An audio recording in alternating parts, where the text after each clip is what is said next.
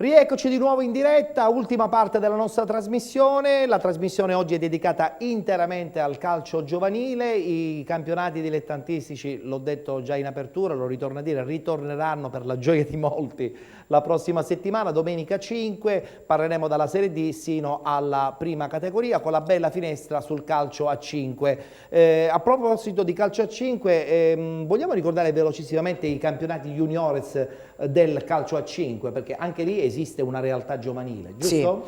Sì, abbiamo 5 gironi nel campionato juniores regionale, 2 prettamente palermitani, uno Enna Caltanissetta, l'altro Catania e parte di Caltanissetta e l'ultimo di Siracusa e Ragusa, dove bene o male le realtà giovanili sono le stesse di quelle dei campionati principali. Abbiamo l'Arbura Augusta che è stato che domina il proprio girone. Le squadre catanesi come vanno? Le squadre catanesi vanno bene, sono ripetitivo, sempre la Cireale Calcio a 5 certo. domina il proprio girone. Anche nella juniores? Sì, la Cireale, il settore giovanile, domina in tutti i gironi. Per quanto riguarda il campionato allievi, che è provinciale, vedrà le proprie fasi regionali più avanti.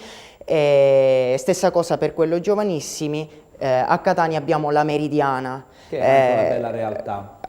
Meridiana che è andata fortissimo nel torneo, insomma è arrivata in finale sia nei giovanissimi che negli esordienti, se non sbaglio, no? Sì, vabbè, la Meridiana è una bella realtà di Catania e bisogna dare atto e merito certo, loro. ci mancherebbe. Volevo spezzare una lancia per la Cireale Calcio a 5 perché ma io lo seguo il movimento, no, completamente, perché l'allenatore è un grande amico mio, Salvo Samberi, oltretutto è un giovane e sta facendo bene perché le risorse ci sono non tante, non tante hanno lance da risorse. spezzare a favore della Cireale Calcio a 5. Salvo Samberi e Sebbi Giuffrida che ha preso ultimamente il patentino Acquaverciano, anche lui. Ma veramente... ci sono più soldi nel calcio a 5, Giovanni? Non so. Io ho questa sensazione, non so se è vero. No, non lo so, io ti posso dire... È solo una sensazione. Calcio a 5 sì, vabbè, la crisi è generale, Presidente.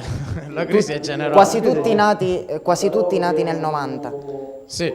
Sia il Via Grande di calcio a 5 come Catania di calcio a 5 e la Cireale stanno soffrendo. Anche perché la Cireale deve fare delle trasferte. E infatti io Carmelo dicevo questo perché con poche risorse bene o male si stanno ben comportando, non mi sembra che... C'è da dire una cosa importante sul calcio a 5, l'organico è dimezzato. Certo. È una cosa che non va sottovalutata. Però, la società ha meno spese perché ha la metà dei giocatori rispetto a una società di calcio 11. Logico, Ciò non toglie che le spese ci sono, trasferte, partecipazione ai vari campionati, però sono meno giocatori.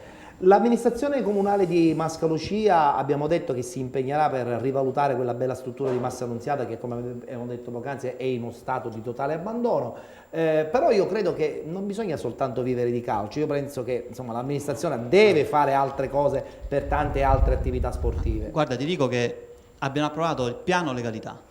Nel piano legalità lo sport è uno degli strumenti principali per affermare i valori della cultura e della legalità. Quindi questo cosa significa? Che noi riteniamo lo sport una risorsa fondamentale e non solo il calcio. Certo. Abbiamo fatto una 2 giorni 7-8 dicembre con tutti gli sport tra virgolette minori, tra vie e piazze, dal badminton all'hockey al baseball, scherma. Si parla poco di questi sport, però un sacco di famiglie che hanno voluto fare una prova, una dimostrazione degli sport che noi proponevamo. C'è molta